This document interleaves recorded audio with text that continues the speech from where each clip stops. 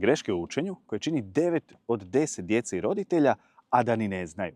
Ako ne znaš tko sam, ja sam Dino Benedetti. U zadnjih 6 godina pomogao sam preko 5300 djece da transformiraju svoje učenje uz pomoć metoda super učenja koje nas ne uče u školama.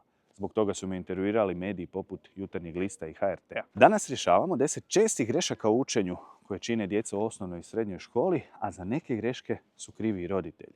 Greška 1 od 10. Dijete ne zna kako usmjeriti koncentraciju. Ovo ne znači da je dijete krivo, joj nema koncentracije pa nije to greška. Ne, greška je da dijete ne zna kako usmjeriti koncentraciju na pravilan način na učenje. Jer gledaj, ako ima koncentracije za sve ostalo, za filmove, druženja, prijatelje, mobitel, a nema koncentracije za učenje, to ne znači da dijete ima neki problem. To ne znači da nema koncentracije. Znači da ne zna što radi da ju kvalitetno usmjeri. I tu imamo zapravo 4 faktora za kvalitetnu koncentraciju u učenju. Prvi faktor je priprema. Kao što sportaši imaju zagrijavanje za trening, za natjecanje, isto tako dijete ne može sad je igralo igricu i samo sjedne i uči super. Pa nije. Treba se nekako pripremiti da krene sa punom koncentracijom od prve sekunde. Druga stvar je dobra organizacija.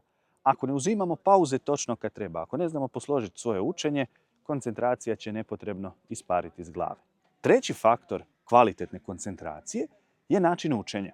Ako dijete ima način učenja koji njemu ili njoj ne odgovara, na taj način troši puno više koncentracije, a ne postiže nikakav rezultat. Dakle, neefikasnost. I četvrta stvar, kondicija koncentracije. Kondicija koncentracije je slično kao kondicija u sportu. Ako ja nisam trčao od srednje škole, pa za očekivati je, ako sutra odem na neki maraton, da ću izgubiti dušu, da ću nakon 1. kilometra već klonuti. Pa isto tako, ako dijete ne uči redovito, ako ne gradi kondiciju koncentracije redovitim učenjem, pa zašto se onda čudimo kad, ne znam, nakon 10 dana neučenja, 11. dan uči 4 sata, 5 sati jer je sutra ispit, joj, kako se ne može skoncentrirati? Pa jednostavno nije naviknuto na to. Dakle, trebaju nam 4 stvari: priprema za učenje, pravilna organizacija, efikasan način učenja, na primjer metode super učenja, i 4. stvar, kondicija koncentracije. Greška 2. Dijete uči tako da samo čita lekciju, opet i opet i opet. Tu je problem i toliko velik da kad se radi istraživanja o učenju, istraživači redovito pitaju studente, djecu već koga istražuju, da procijene koja metoda učenja će dati bolje rezultate. I većina ispitanika misli da će čitanje dati super rezultate, a nikad ih ne da. I to da do 4 puta lošije rezultate nego neke druge stvari. I onda, ako dijete uči samo tako da čita, tu imamo 2 problema. Prvi je iluzija znanja. Kad nešto pročitamo više puta, to nam je poznato, ali poznato nije naučeno. I onda dijete gleda u lekciju, pa ovo znam, dođe na ispit i zapravo vidi da ne zna. Drugi problem je što se tako ne stvara pravo znanje. Čak i ako dijete uspije nešto zapamtiti, naučiti kroz čitanje, to je često kratkoročno. I onda, ako nema sreće, zaboravi pred ispit. Ako ima sreće, dobije dobru ocjenu na ispitu, ali da mu postaviš taj isti ispit tjedan dana nakon, dobilo bi 1 ili ne bi znalo ni blizu koliko i prije. Učenje čitanjem je kao da guramo informaciju u glavu. Čitamo i pokušavamo nagurati veliku količinu informacija. Zapravo se najbolje uči obrnuto. Kad vadimo informacije iz glave, kad se prisjećamo ili kad se bar probamo prisjetiti. Jer svaki put kad se ti probaš sjetiti neke važne informacije, nije važno ako uspiješ ili ne, to jača veze između neurona. To doslovno mijenja tvoj mozak da bolje zapamti tu informaciju. A kad samo guraš, kad samo čitaš, mozgu se to ne sviđa i ili će zapamtiti nekako preko volje ili neće zapamtiti nikako. Greška u učenju broj 3. Dijete nema pravilnu pripremu, nego samo otvori knjigu i krene učiti. Po ovome smo pričali kad sam spominjao 4 važna faktora za koncentraciju. Treba nam pravilna priprema. Kao što sportaš ne bi došao na utakmicu, ne bi izašao na teren bez nekog zagrijavanja, rastezanja, pripreme, isto tako dijete koje je do sad jelo ručak ili igralo igricu, ne može samo od nule krenuti učiti kako treba. Treba neka priprema. Dobra vijest je da ta priprema stvarno ne mora biti ni dugotrajna, ni teška kao neko zagrijavanje za sport. Ono što svakako treba uključiti u tu pripremu je nešto što povećava raspoloženje, to jest poboljšava raspoloženje djeteta. Jer je jako velik faktor u tome kako će dijete danas učiti, ono kako se osjeća tik kad krene učiti. Jer znaš to iz života. Kad se ti osjećaš loše, pa ne možeš ni ove zabavne, jednostavne stvari raditi. Jel tako? Ne možeš ići na kavu sa prijateljem, prijateljicom, gledat seriju kako treba, ako smo, što se kaže, u banani. Isto tako, jako je važno da dijete ne krene učenje sa jako negativnim osjećajima, kakvi su često prisutni ako moramo nagovarati dijete, moramo ga tjerati ili ako općenito ima veliki otpor prema učenju. Greška broj 4. Ova je jako paprena. Kaže, roditelj uči dijete motivaciji umjesto disciplini. Ovo je velika greška. Jako često pitanje koje dobijemo od roditelja, hej, kako da motiviram dijete na učenje? Hej, zašto moje dijete nema odgovornost i motivaciju? Ma učiš dijete krivoj stvari. Ja kažem roditeljima i djeci s kojom radim, riječ motivacija trebamo izbaciti iz našeg vokabulara. Zašto trebamo motivaciju izbaciti iz vokabulara? Pa prvo, jer ne možeš ovisiti o motivaciji. Koliko motivacije ti imaš da svaki dan ideš na posao ili da svaki dan odgajaš djecu, razvoziš djecu, kuhaš ručak, ne znam ni ja šta. Pa li imaš svaki dan 100% motivacije? Naravno da ne, nisi robot. Isto tako i sa tvojim djetetom. Kad ima motivacije, super, to je kao neki poguranac, odlično. Ali ne možemo ovisiti o toj motivaciji. Što ako danas ima motivacije, a 3 dana nema, 5 dana nema, mjesec dana nema? Jel to znači, ne znam, da ćemo pauzirati sve, da će ga škola čekati?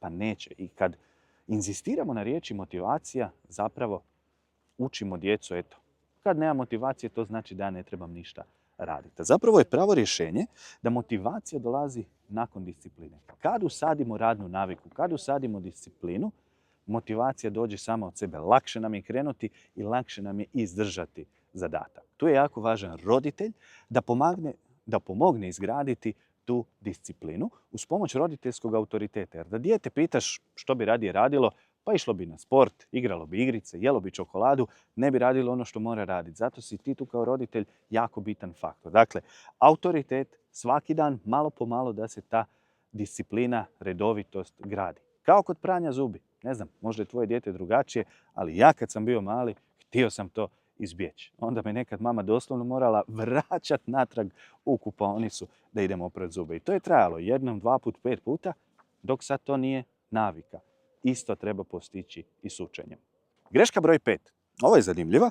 Kaže, dijete tipka digitalne bilješke umjesto olovke i papira. Ovo je ono staro dobro pitanje. Olovka i papir protiv tehnologije i digitalnog. I ovaj put olovka i papir pobjeđuju. Dosta istraživanja postoji koja baš pokazuju da ako zapisujemo bilješke, barem 10 do 15% bolje zapamtimo, pa čak možda i razumijemo. Zašto do toga dolazi?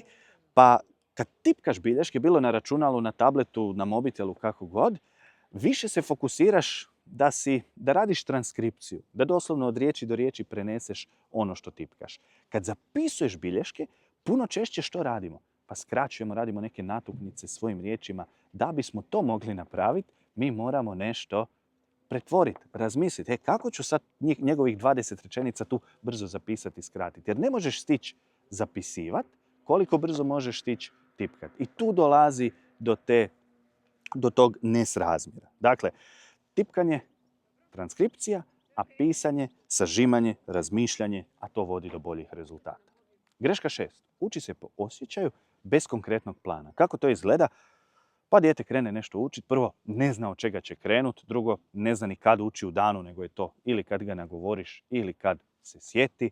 Treće, skače s jednog na drugi predmet. Jedva znaš čim krenuti, jedva znaš što napraviti i nema neku ni sigurnost u svoj način učenja. Tako da niti zna koliko dugo će trebati za neki predmet, niti zna uopće hoće li to uspjeti naučiti. To stvara frustraciju i djetetu, to stvara frustraciju i cijele obitelji i jako zapravo umara. Dakle, treba nam neki plan kako ćemo mi nešto naučiti. Jer zamisli da tvoja omiljena nogometna momčad nema plan, da ne prouče protivnika, da samo dođu na teren i ne znam ni tko gdje igra, nemamo formaciju, nemamo ništa. Pa možeš misliti kakav bi kaos to bio. Ili uzmimo pilote.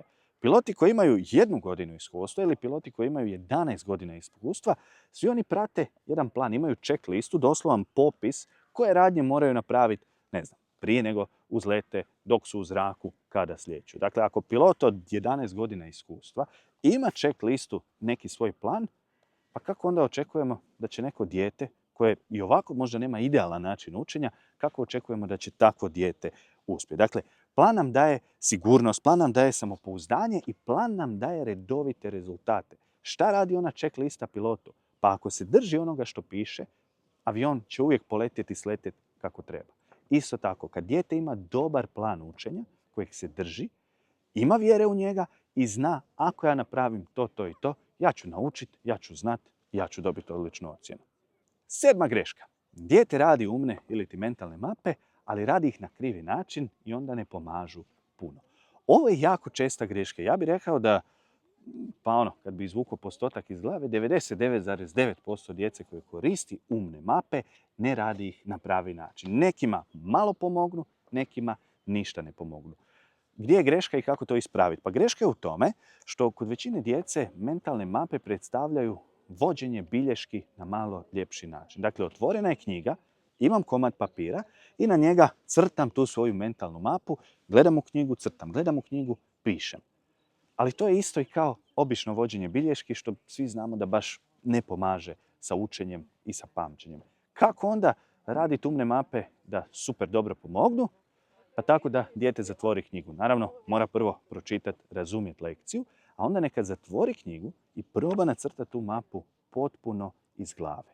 Neće biti savršeno, ali baš u tom pokušaju se gradi znanje. Gradi se znanje zapravo u 2 koraka. Prvo kad pokušava, daje sve od sebe da nacrta tu mapu najbolje što može. Drugo, kad otvori knjigu, poslije ide ispraviti greške, dopuni tu mapu, tu još dopunjava svoje znanje. To je pravi način kako se radi dobra umna mapa koja ne pomaže samo poslije za ponavljanje, nego pomaže odmah dok ju dijete stvara da bolje zapamti gradivo. 8. greška, i zbog ove ću možda dobiti neke ljutite poruke u inbox, kaže roditelji čine djecu ovisnima, a da to oni ne znaju. I čisto prije nego krenu neki roditelji pisati iz najbolje namjere. Znači, ne radiš ovo namjerno, ali svejedno činiš djecu ovisnima. Radiš to jer želiš djetetu pomoći, jer želiš da se osjeća bolje, da mu bolje ide, da ima bolje ocjene, da bolje nauči, ali jednostavno činiš djetetu takozvanu medvjeđu uslugu. O čemu se tu radi? Pa možeš to gledati na to kao nekakvu vožnju bicikla. Kako učiš dijete voziti bicikl? Pa za početak ima one kotačiće, onda maknemo kotačiće i stojimo uz dijete. Možda malo i držimo taj sic u početku, ali nije poanta da svaki put kad dijete sjede na bicikl, ti moraš biti tu i držati taj sic, jel tako? Nego želiš da dijete bude samostalno. I da bi dijete postalo samostalno, prvo moramo pustiti bicikl, a drugo što se mora desiti? Pa zaljuljat će se ne jednom, nego 100 puta i vrlo vjerojatno će par puta past prije nego uhvati taj svoj balans. Tu zapravo ne pričam o vožnji bicikla, nego o učenju. Pusti svoje dijete da nekad napravi grešku, da nekad pokuša nešto samo. Naravno da je dobro da si ti tu i da možeš pomoći. Ali daću ti jednu konkretnu granicu koju ne bi trebalo prelaziti ako ne želiš napraviti svoje dijete ovisnim o tebi.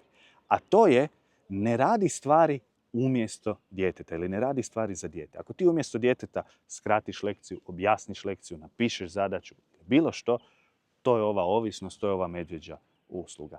Umjesto toga navodi dijete. Neka ti dijete dođe s nekim pitanjem ili problemom, ali nemoj odmah dati rješenje, nego postavljaj ti pitanja, natukni nešto i tako pomozi da dijete samo dođe do zaključka. I tako stvaraš pametno i neovisno dijete. Greška 9. Roditelj objašnjava djetetu umjesto da dijete objašnjava roditelju. I tu pričamo o gradivu, ne o nekim drugim stvarima.